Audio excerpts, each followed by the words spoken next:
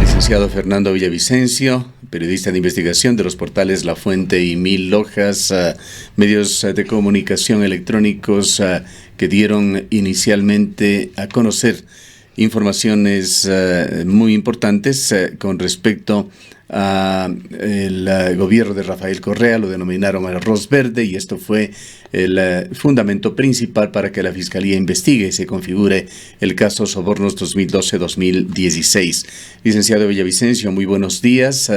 La situación se encuentra en un punto crítico.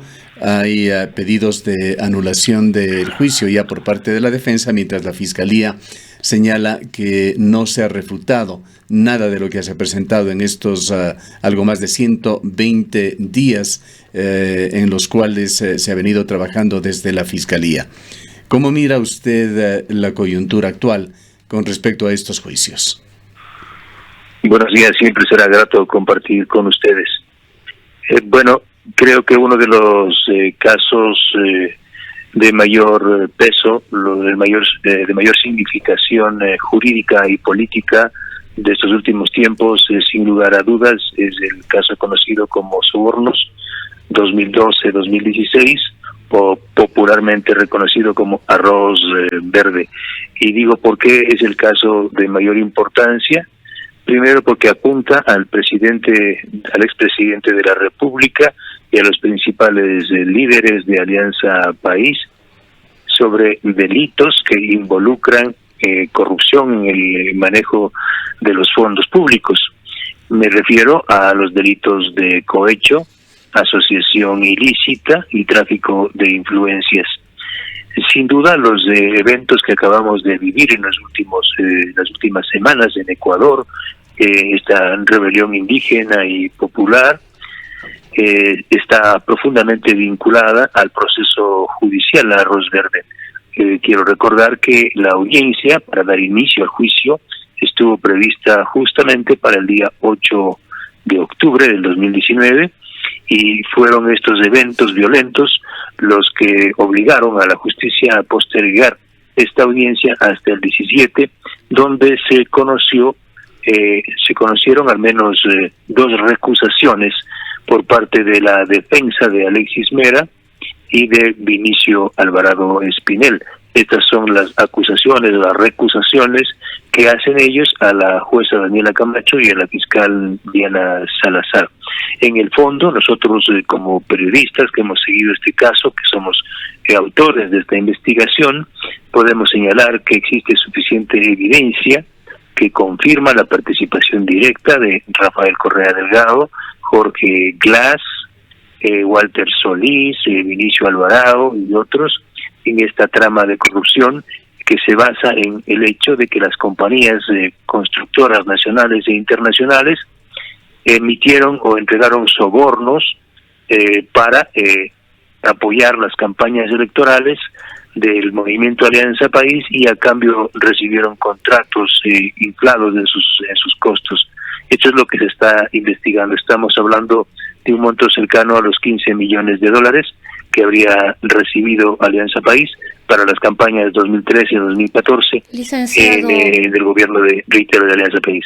Licenciado Villavicencio, podríamos entender que usted coincide con el presidente de la República, Lenín Moreno, en el sentido de que personas afines al expresidente de la República, Rafael Correa, afines al correísmo, estuvieron detrás de ciertos actos violentos que se realizaron en las más recientes manifestaciones. Las organizaciones sociales agrupadas en la CONAIE, en el sector indígena, en los trabajadores, en los estudiantes, en los ambientalistas, han deslindado cualquier vínculo, cualquier relación con el exmandatario. Sin embargo, podríamos decir que coincide en que actos, por ejemplo, como la quema de la Contraloría, tuvo quizás personas involucradas de esta línea política. Mire, yo puedo poner los ojos en la sociedad y sentir lo que pasa en el Ecuador. Ecuador es un país despojado de sus principales recursos, es un país saqueado, es un país al que le han quitado una parte sustancial de sus bienes públicos. Estamos hablando de 70,000 millones de dólares, una cifra colosal que se habría utilizado de forma dolosa durante el gobierno anterior. Estamos hablando de una deuda externa que nos han dejado de herencia de 60.000 millones de dólares. Parte de esta deuda externa es justamente o son recursos utilizados para las grandes obras de donde salieron las mega coimas y sobornos. Es decir, un país profundamente dolido, un país profundamente asediado y golpeado, tuvo que rebelarse. Ahí lo que hubo es, de un lado de la vereda, una rebelión legítima de los pueblos indígenas, de los movimientos sociales, de la gente empobrecida. Miren, en Quito y en otras ciudades no fue solamente el movimiento indígena, eran los barrios los que se alzaron. ¿En contra de qué? De las condiciones de empobrecimiento. El decreto 883 que eliminó los subsidios, no, eso fue solamente el detonante para una sociedad que estaba más de una década callada, que sufrió una enorme persecución y reitero un despojo. Esto es legítimo. Ahora, en esta coyuntura de esta gigante movilización y violenta movilización de la CONAIE y de otros sectores sociales, queda en evidencia que hubo una participación directa de sectores vinculados a Alianza País, quiero decir al correísmo. ¿Y por qué digo esto? Porque hay suficiente evidencia, incluso en los procesos judiciales que está levantando la Fiscalía en contra de la señora prefecta de Pichincha, Paola Pavón, hay evidencia suficiente que desde la prefectura se manejó un troll center y se manejaron recursos, se movilizaron ciudadanos, se pagaron a ciudadanos vinculados al correísmo para agitar de forma violenta en estas movilizaciones. ¿Cuál era el objetivo del correísmo? Sin duda era atentar contra, en este caso, un proceso judicial, primero en principio, que es Arroz Verde, y de alguna manera lograron postergar una audiencia. Yo creo que queda claro para los ecuatorianos que había aquí una rebelión legítima, un acto de indignación, de movilización legítima de los movimientos sociales y el movimiento indígena, y una acción violenta por parte del correísmo que incluso se planteaban derrocar al gobierno de Lenín Moreno, una actitud absolutamente conspirativa. Eso para mí queda claro. Yo creo que el gobierno en ese sentido debe proceder y la justicia deben avanzar a sancionar a los responsables de estos eventos golpistas y conspirativos, pero no es procedente y no comparto con aquellos sectores que han lanzado una campaña de racismo y xenofobia feroz en contra del movimiento indígena. Yo creo que aquí está claro, aquí hubo una movilización legítima de los ciudadanos indignados por la crisis que vivimos, porque no quieren pagar, los ecuatorianos no quieren pagar la factura de la corrupción. O sea, después de una década que hemos sido saqueados, ahora nos vienen a pasar la factura a los ciudadanos más empobrecidos. Esto no es justo, sin duda. Rafael Correa, en una guerra mediática que se da no solamente dentro del país, sino afuera, sigue encontrando espacios importantes en medios internacionales, medios de prestigio, hablando de las maravillas que hizo en su gobierno, que las está echando al traste Lenín Moreno, y argumenta la necesidad de ir a elecciones anticipadas en Ecuador. Este hecho, así como el anterior al cual usted se refirió, el ataque al edificio de la Contraloría y acciones violentas que se evidenciaron en el país, que se les atribuye en buena parte al correísmo, no obedecen en su criterio a la legítima protesta, son manipulaciones con dedicatoria. Es una evidente acción conspirativa. Está investigándose y hay información importante que entiendo algunos medios y nosotros igual estamos procesando de cómo se dio el asalto a la Contraloría. Sí, esto al parecer, el inicio del asalto a la Contraloría se origina desde adentro y no es el movimiento indígena el que participa. Son personas y grupos armados, sí, que tenían como consigna tomar el control de la Contraloría y llegar a los hechos violentos que el país ya conoce. Por eso vamos a esperar qué información es la que se ha perdido, entre comillas, tendrá el Contralor Celi que informar al respecto, pero sin duda ahí hay un clarísimo objetivo, que es atacar a una de las principales instituciones que está investigando los casos de corrupción. El intento de desestabilización se origina en una petición de Gabriela Rivadeneira en la Asamblea orientada a adelantar elecciones, y este es el objetivo mayor que lo está impulsando Rafael Correa a nivel internacional. Entonces, esto de alguna manera sí coincide con estas acciones conspirativas, digo yo, al interior del país. Pero mire, la principal cabeza de playa de la conspiración correísta en contra de la democracia ecuatoriana está al interior del gobierno. Es evidente que más del 70% del gabinete y de los cuadros más importantes que manejan el gobierno de Lenín Moreno están vinculados a Rafael Correa y a Jorge Glass. La propia Secretaría Jurídica de la Presidencia está manejada por Jorge Glass y Rafael Correa. Hay suficiente información que verifica lo que estoy diciendo. Entonces, y sorprende, mire usted, que en el contexto del movimiento, de los movimientos sociales, del movimiento llevado adelante en las últimas semanas, algunos sectores estaban planteando que el gobierno del presidente Moreno debería purgar al correísmo al interior de su gobierno y debería conformar un gobierno de coalición. Pero lo primero que hace el presidente Moreno, horas después de suspendido el paro, el levantamiento, es nombrar a uno de los más conspicuos representantes del correísmo y acusado de casos de corrupción, como es el señor Marco Troya, ex prefecto de la provincia de Los Ríos, como secretario nacional del agua, un cargo absolutamente importante en este país. Eso da cuenta de que el presidente Moreno no entendió la lección.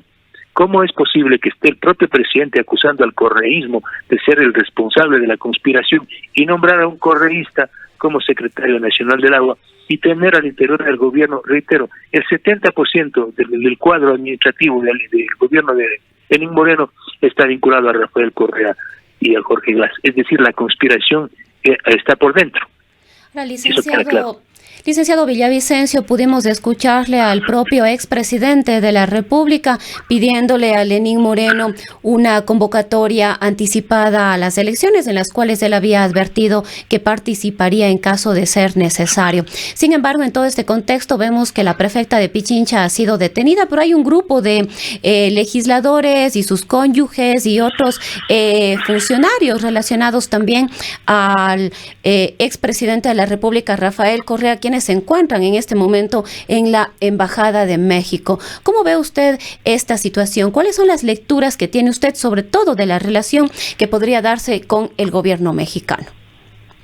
Bueno, yo les invito a leer un reportaje que acabamos de subir en las últimas horas en nuestros portales La Fuente y Mil Hojas, en periodismoinvestigación.com, y ahí ustedes van a poder tener claridad de los vínculos estrechísimos entre el expresidente Rafael Correa y el actual presidente de México, Andrés Manuel López Obrador. Se trata de un ciudadano que es el actual asesor de López Obrador, se llama Daniel Tovar. Él es un alto dirigente del movimiento Morena, que es parte de la coalición que llevó al poder a López Obrador. Este señor Daniel Tovar fue el asesor de campaña de Rafael Correa acá en Ecuador y trabajó en el despacho de Gabriela Rivadeneira como asesor. Daniel Tovar.